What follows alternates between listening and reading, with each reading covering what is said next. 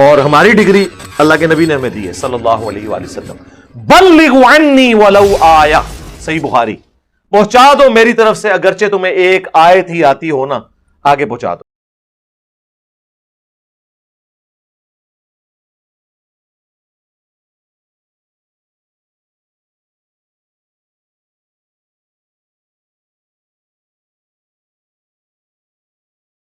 شاید وہ یہ کہنا چاہ رہے ہیں کہ اللہ تعالیٰ بڑا غفور رحیم ہے، جو مرضی کر دے رہو بخشش ہو ہی جانی ہے.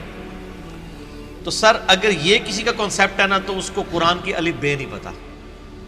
ڈاکٹر اسرار صاحب رحمہ اللہ تعالیٰ میرے استاد ہیں، میں نے ان سے بہت کچھ سیکھا ہے. اللہ تعالیٰ ان کو نیک کاموں کا اجر دے اور ان کی برائیوں سے درگزر فرمائے. یعنی وہ بیان القرآن آپ سنیں نا تو لگتا ہے کہ یار قرآن جس طرح نازل ہوا ہے وہ اس طرح پریزنٹ ہو رہا ہے. جس نے قرآن نہیں پڑھا نا وہ تو یہی سمجھتا ہے کہ شاید اللہ تعالیٰ کو ایک بوڑھی نانی اماں ہے جس نے یہ لوگ پیدا کیے ہیں اور ایک شغل ملا گیم ہے، اینڈ پہ ساروں کو ہی چھوڑ دے گا. جناب اگر یہ معاملہ ہوتا تو انبیاء اور کتابیں آتی.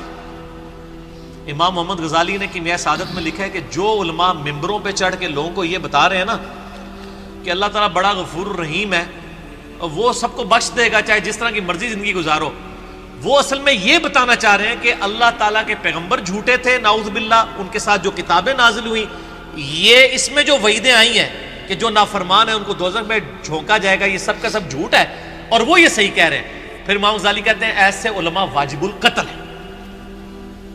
میں آج کے کسی میٹھے میٹھے مبلغ کے اوپر قتل کا فتویٰ نہیں لگا رہا. امام غزالی کہہ رہے ہیں کہ جو اس قسم کی رحمت کی آیات سنا سنا کر ان کا غلط مفہوم بیان کر کے خدا سے دور کر رہے ہیں. یہ تو یہودیوں کا یہی تو عقیدہ تھا. سورۃ البقرہ میں آتا نا، وہ کہتے ہیں کہ ہمیں اللہ تعالیٰ چند دنوں کے لیے ڈالے گا دوزخ میں پھر نکال لے گا، ہم تو اللہ کے چہیتے ہیں. اللہ تعالیٰ ماتا ہے تم نے کوئی عہد لیا ہوا ہے اللہ سے؟ سورہ بقرہ شروع میں اسی لیے ہے کہ تم سے ایک پہلے تم سے زیادہ لاڈلی امت تھی، اس حوالے سے کہ اس میں زیادہ پیغمبر آئے، 3 کتابیں نازل ہوئیں، تورات زبور انجیل. لیکن جب انہوں نے ہم سے روگردانی کی تو ہم نے دیکھو اسے ضربت علیہم الذلہ والمسکنہ، ان پہ ایسی ذلت اور مسکنت آج تک تاری ہے. تو سر یہ باتیں کرنا تھانے دار والا معاملہ نہیں. قرآن کا اسلوب ہی بڑا سخت ہے، اس میں کوئی شک نہیں. اور میں اکثر بتاتا ہوں 2011 کی بات ہے، ہمارے محلے میں ہی ایک مسجد، یعنی لڑکیوں کا ایک مدرسہ ہے اہل حدیث کا. تو وہاں پہ ایک آنٹی ہیں جو ڈاکٹر فرحت ہاشمی کی کلاس فیلو ہیں، اسٹوڈنٹ نہیں کلاس فیلو ہیں. تو وہ رمضان میں دورہ قرآن کرواتی تھی. تو میں نے اپنی وائف کو کہا، اس وقت 3 بچے تھے ماشاءاللہ 4 ہیں، میں نے کہا میں بچے سنبھالتا ہوں، تم نہ رمضان میں پورا قرآن گو تھرو کرو. وہ صبح 9 سے لے کے 12 بجے تک ایک پارہ کور کرواتی تھی، پورے رمضان میں قرآن ختم. میں کہا تیری جدی پشتی کسی نے پورا قرآن نہیں ترجمے نال پڑھا ہونا اس طریقے نال، تو تے اللہ دی بندی پڑھ لے. اچھا جب وہ قرآن پڑھ کے مکمل ہو گیا کورس، میں نے اس کو کہا کہ تم نے کیا سیکھا؟ اس نے ایک جملے میں کنکلوڈ کیا. اس نے کہا جی مجھے جس خدا کا تعارف کروایا گیا تھا نا اس معاشرے کی طرف سے اور میرے ماں باپ کی طرف سے، وہ خدا کوئی اور ہے، اور جو خدا قرآن میں ہے نا وہ کوئی اور ہے. میں نے کہا کیا مطلب؟ اس نے کہا خدا تو بڑا ڈاڈا ہے. یہ تھانے دار اور یہ وہ اس طرح کے ٹرمز ڈیوائز کر رہے ہیں. آپ ذرا قرآن تو پڑھ کے دیکھیں. قیامت کے دن اللہ نے اپنا نام کیا رکھا ہوا ہے؟ للہ الواحد القہار. لمن الملک اليوم للہ الواحد القہار. آج کے دن کس کی بادشاہت ہے؟ اس اکیلے قہار کی جو سب پہ چھایا ہوا ہے. سورۃ المومن میں آتی ہے آیت، جسے سورہ غافر بھی کہتے ہیں. پھر صحیح بخاری میں حدیث ہے، نبی صلی اللہ علیہ وآلہ وسلم ایک چوراہے سے گزرے، کچھ اصحاب جو ہیں وہ ہنس رہے تھے. آپ رک گئے. آپ نے فرمایا جو کچھ میں جانتا ہوں نا تم جانتے ہوتے تو بہت کم ہنستے، زیادہ روتے. تو نبی علیہ السلام کا تو مبارک زندگی میں تو بڑی سنجیدگی ہے. اگر کوئی یہ سمجھتا ہے کہ بغاوت کی زندگی گزارے، اپنی مرضی کی زندگی، نہ دنیا جو اللہ کی مرضی کی گزارے گا آخرت پھر وہ اس کی مرضی کی ہوگی. لیکن جو اپنی مرضی کی دنیا گزارے گا آخرت پھر اللہ کی مرضی کی ہوگی، یعنی دوزخ میں. وَلِعَوْذُ بِاللَّهِ تَعَالَى اللَّهُمَّ أَجِرْنَا مِنَ النَّارِ. یہ اتنا معاملہ آسان نہیں ہے. اللہ تعالیٰ سورہ حجر میں فرماتا ہے اعوذ باللہ من الشیطان الرجیم نبی عبادی انی انا الغفور الرحیم. اے نبی علیہ السلام میرے بندوں کو خبر دے دو کہ میں بڑا بخشنے والا مہربان ہوں. لیکن پھر ساتھ ہی فرمایا کہ ان کو یہ بھی بتا دو کہ میرا عذاب وہ بھی بہت سخت ہے. بیلنس کرو. باقی یہ ٹھیک ہے، بخاری مسلم کی حدیث ہے کہ نبی علیہ السلام نے فرمایا کہ اللہ تعالیٰ نے مخلوقات کی پیدائش سے پہلے اپنے پاس عرش پہ یہ عبارت لکھ لی تھی کہ میری رحمت میرے غضب پہ سبقت لے جانے والی ہے. لیکن کس معاملے میں؟ باغیوں کے لیے نہ، ان لوگوں کے لیے جو پوری ایفرٹ پٹ کریں پھر بھی ان سے معاملات سیدھے نہ ہو، اللہ کی طرف رجوع لائیں. قرآن میں کہیں یہ نہیں ہے کہ ڈٹ کے گناہ کرو، باغی بنے رہو، میں توبہ قبول کروں گا. قرآن میں ہمیشہ آیا ہے کہ آپ غلطی کر بیٹھو، اللہ کی طرف رجوع لاؤ، اس کے بعد اپنی اصلاح کرو، اللہ تعالیٰ کو بخشنے والا مہربان پاؤ. اسی پہ میرا مسئلہ نمبر 18 ہے، گناہ کبیرہ اور توبہ کا بیان، اور وہ آیت نمبر بھی 17 اور 18 ہی ہے سورۃ النساء کی. میں وہ پڑھ بھی دیتا ہوں. اعوذ باللہ من الشیطان الرجیم، بسم اللہ الرحمن الرحیم. انما التوبۃ علی اللہ، اللہ کے ذمہ ہے ان لوگوں کی توبہ قبول کرنا. کن لوگوں کی توبہ؟ للذین یعملون السوء بجہالۃ، جو گناہ کر بیٹھے جہالت میں، انجانے میں ان سے غلطی ہو جائے، گناہ ہو جائے. ثم یتوبون من قریب، اس کے بعد فوراً توبہ کر لے کہ یا اللہ غلطی ہو گئی. کو فجر کے بعد لیٹ اٹھا کہ یا اللہ معاف کر دے، کوشش تھی، الارم نہیں سن سکا، میں بھی پڑھتا ہوں، مجھے معاف کر دے. اس طرح کا تو جو پڑھے ہی نہ، اوکے جی اللہ تعالیٰ نے کہا میں بڑا غفور رحیم ہوں.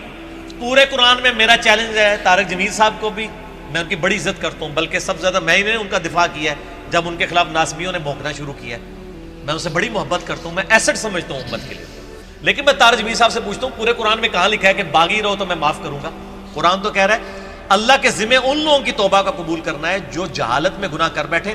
ثم یتوبون من قریب، اس کے بعد فوراً توبہ کر لیں. فاولئک یتوب اللہ علیہم، پس ایسوں کی توبہ ہے اللہ فرماتا ہے میرے ذمہ. وکان اللہ علیما حکیما، اور اللہ تعالیٰ علم والا اور حکمت والا ہے. علم ہے اس کے پاس، لیکن اس کی حکمت ہے، ڈھیل دیتا ہے کہ چلو توبہ کر لیں. اور اگلی آیت وَلَيْسَتِ التَّوْبَةُ، اور اس کی تو کوئی توبہ قبول نہیں ہوگی. یہ میں نہیں کہہ رہا ہوں طارق جمیل صاحب، یہ اللہ کہہ رہا ہے. لِلَّذِينَ يَعْمَلُونَ السَّيِّئَاتِ، جو کہ گناہ کرتا ہے، حَتَّى إِذَا حَضَرَ أَحَدَهُمُ الْمَوْتِ، یہاں تک کہ جب اس کی موت کا وقت آ جاتا ہے، قَالَ إِنِّي تُبْتُ الْآنَ، وہ کہتا ہے یا اللہ میں اب توبہ کرتا ہوں. وَلَلَّذِينَ يَمُوتُونَ وَهُمْ كُفَّارٌ، اور نہ ہی ان کی توبہ قبول ہوگی جو کفر کی حالت میں مرے. یعنی وہ پہلے مسلمانوں کا ذکر ہو رہا ہے، کافروں کو اللہ نے الگ کر دیا ہے. یعنی ایسے مسلمان جو موت کے وقت توبہ کریں ان کی بھی توبہ قبول نہیں اور کافروں کی بھی نہیں.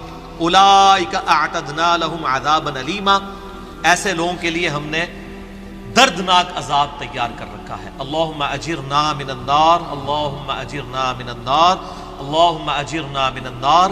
اللہم من احییتہ منا فاحیہ علی الاسلام ومن توفیتہ منا فتوفہ علی الایمان. تو یہ تو دیکھ لیں، یہ تو قرآن کی ڈاکٹرائن ہے. آپ اس کو تھانے داری والی معاملہ کہہ رہے ہیں اور یہ کر رہے ہیں. باقی ٹھیک ہے کہ اگر ایک بندہ گناہگار ہے آپ اس کو یہ کہیں کہ توبہ کر کے اللہ کی طرف آؤ. وہ 99 قتل والا واقعہ بھی ہے نا بخاری مسلم میں. ہم نہیں کہہ رہے مایوسی پیدا کریں، لیکن ہم کہہ رہے خام خواہ لوگوں کو امیدیں بھی نہ دلائیں. اور جو سیدنا علی کا قول ہے کہ انسان سویا ہوا ہے جیسے ہی مرے گا جاگ اٹھے گا، اوہ یہ کیا ہو گیا، اے نہ ہو جائے کام نہ پیر پا دو. ڈرانے میں ہی عافیت ہے نا. اور آپ کا ڈر کا غلبہ ہی ہوگا تو تب آپ گناہوں سے بچیں گے، صرف خوشخبریوں سے نہیں بچیں گے. ٹھیک ہے، میں آپ سے کہتا ہوں اگر دنیا میں یہ آفر کی جائے اللہ کی طرف سے کہ جو مرضی یاشی کرو عذاب کوئی نہیں ہوگا لیکن جنت نہیں ملے گی، سارے کہنے کے جنت ہی کئی لوڑ آتی ہے جنت بنا لینا. پریکٹیکل چیک کر لیں. اور اس کے بدلے میں اگر یہ بات کی جائے کہ جی آپ دنیا میں اللہ کی تابع فرمان بن کے رہو، ادروائز آپ کو دوزخ میں جھونک دیا جائے گا، کوئی بچت نہیں ہوگی، تبھی لوگ اللہ کی طرف آئیں گے. آپ اگر یہ بھی لالچ لوگوں کو دیں کہ نیک عمال کرو گے تو جنت ملے گی، برے عمال کرو گے تو کچھ نہیں ہوگا، کوئی نہیں کرے گا جب تک آپ ڈر لیں. اور یہ نیک بندوں کی اللہ نے نشانی بتائی ہے. وہ دعا کرتے ہیں ربنا اصرف عنا عذاب جہنم ان عذابها کان غراما. سورۃ الفرقان میں جو مسئلہ 120 ہے، اہل ایمان کی 12 خصوصیات، میں نے پورا لیکچر ریکارڈ کروایا ہے. ایک خصوصیت یہ کہ وہ دعا کرتے ہیں اے اللہ ہم سے دوزخ کا عذاب پھیر دے، وہ تو ہمارے گلے کا پھندا بن چکا ہے، لٹکتی تلوار ہے. اہل ایمان تو ہر وقت ڈرتے رہتے ہیں. اللہم اجرنی من النار کیوں وظیفہ تعلیم کیا گیا ہے. جامعہ ترمذی میں حدیث ہے سیدنا عثمان جن کو 3 دفعہ جنت کی بشارت ملی ہے، جب قبرستان جاتے تھے اتنا روتے تھے کہ داڑھی آنسوؤں سے تر ہو جاتی تھی. لوگ کہتے تھے یہ کیا؟ تو انہوں نے کہا میں نے نبی علیہ السلام سے خود سنا ہے کہ قبر آخرت کی منزلوں میں سے پہلی منزل ہے. جس کی یہ منزل کامیاب ہوئی اس کی اگلی آسان ہوتی چلی جائے گی، اور جو اس میں پھنس گیا اس کی اگلی مشکل در مشکل ہوگی. تو حضرت عثمان کو سمجھ آ گئی تھی یہ تھانے داری والا کنسیپٹ جو آپ نے اس کو نام دیا. ہم تو تھانے داری نہیں کہتے، ظاہر ہے خدا نے دنیا بنائی ہے اور وہ اسٹیبلش کرنا چاہتا ہے کہ لوگ میرے تابع فرمان ہو. گنڈا گردی کرنے کے لیے تو اس نے دنیا نہیں بنائی ہے. تو یہ بڑا کریٹیکل ایشو ہے، اور اس معاملے میں نا مجھے بڑا دکھ ہوتا ہے اس قسم کے وائزین سے. وہ اللہ تعالیٰ کی رحمت کی آڑ میں لوگوں کو اس طرف مائل کر دیتے ہیں کہ وہ الٹا جنہوں کہتے ہیں نا کہ وہ گاٹے فٹ ہونے والی تعلیمات ہو جاتی ہیں. اس سے لوگ پھر نیگیٹو رزلٹ نکالتے ہیں. آپ بیلنس بیان کریں. ہم کبھی نہیں کہتے کہ آپ جو ہے نا وہ اس قسم کی باتیں بیان کریں کہ جس کی وجہ سے لوگ اللہ تعالیٰ سے متنفر ہوں. آپ دونوں طرف کے مسائل کو بیان کریں. اسی قسم کی آیات جو ہے نا جی وہ یہ آگے سورۃ النحل کی آیت نمبر 119 ہے.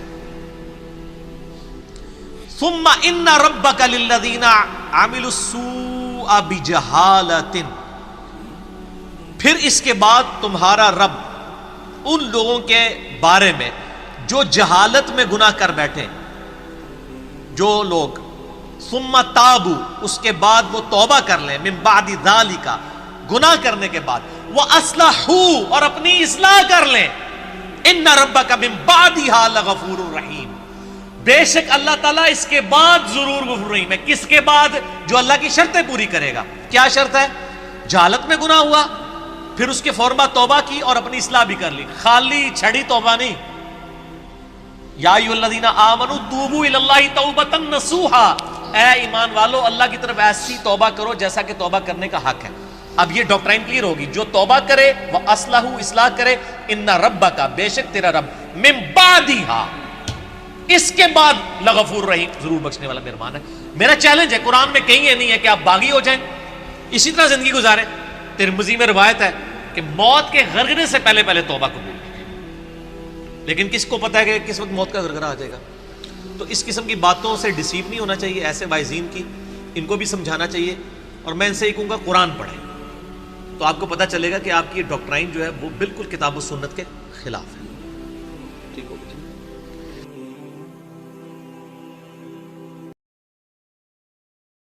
اللہ انہی لوگوں کی توبہ قبول فرماتا ہے جو نادانی سے بری حرکت کر بیٹھتے ہیں پھر جلد توبہ کر لیتے ہیں. بس ایسے لوگوں پر اللہ توجہ کرتا ہے اور وہ سب کچھ جاننے والا ہے، حکمت والا ہے. اور ایسے لوگوں کی توبہ قبول نہیں ہوتی جو ساری عمر برے کام کرتے رہیں، یہاں تک کہ جب ان میں سے کسی کی موت آ موجود ہو تو اس وقت کہنے لگے کہ اب میں توبہ کرتا ہوں. اور نہ ان کی توبہ قبول ہوتی ہے جو کفر کی حالت میں مرے. ایسے لوگوں کے لیے ہم نے دردناک عذاب تیار کر